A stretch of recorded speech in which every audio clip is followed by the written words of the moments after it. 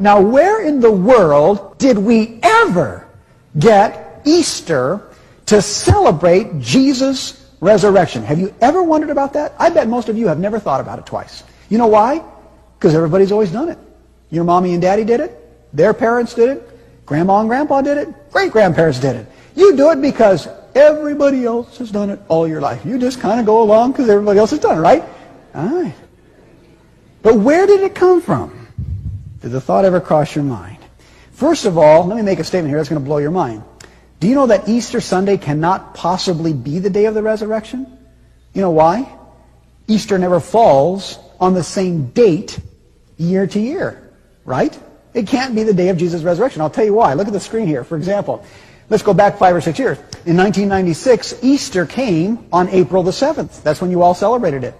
The next year, 1997, it came on March the 30th. The next year, 1998, it came on April the 12th. Last year, it came on April the 3rd. This year, it's going to come on April the 23rd. So how can you have a difference from April the 23rd clear back to March 30th? That's a difference of 23 days. How does that happen? I'll tell you how it happens. Easter is not regulated by a date. Easter is regulated by the solar system. You know why? Easter always comes the first Sunday after the first full moon, after the equinox, when days and nights are equal length. You never knew that, did you? Isn't that amazing? And so all the people that are celebrating the resurrection of Jesus on Easter Sunday morning, it's just not true. It didn't happen then. Okay? But anyway, the question is, how did we ever get Easter on the first Sunday after the first full moon after the equinox? Did you ever wonder about that? I'll tell you where it comes from. Would you like to guess? It comes from Babylon. You're right. Everything goes back to Babylon. I don't care what it is. In Babylon, they had a goddess of fertility. Her name was, interestingly, Ishtar. I-S-H-T-A-R. That's where we get our word Easter from, was this pagan goddess of fertility. If you doubt this, by the way, go home tonight in your encyclopedia and look up Easter in your encyclopedia. It'll tell you the whole story that I'm going to tell you right now. It's in every history book.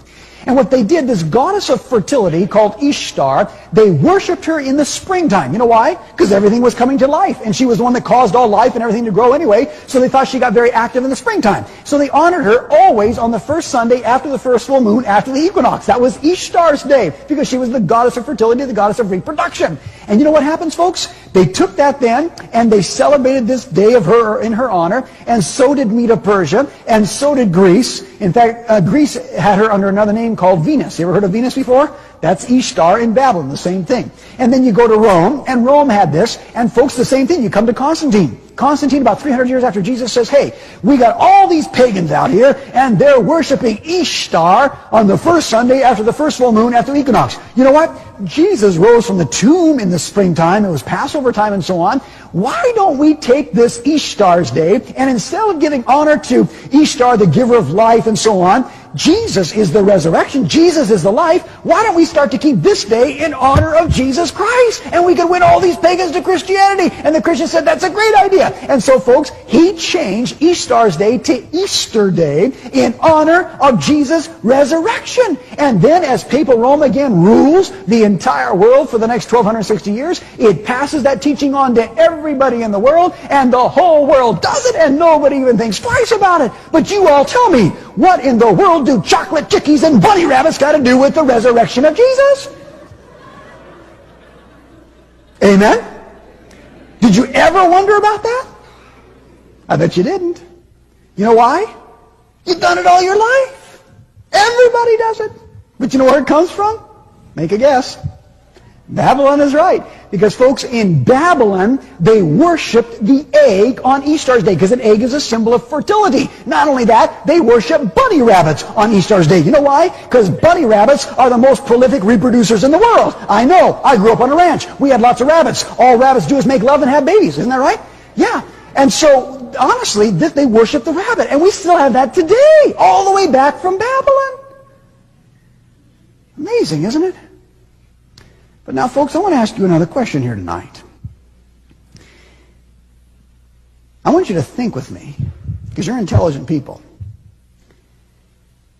If things like Christmas and Easter, coming straight from pagan Babylon, have made their way into our world tonight and been Christianized, and everybody just does it because everybody else does it, My question to you is this. Don't you suppose that there might be some other things also?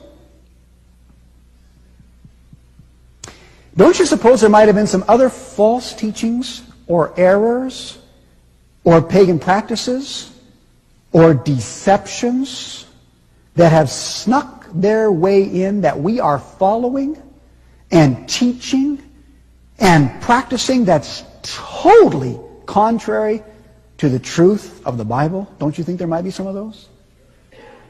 You better believe it, my friends. You better believe it.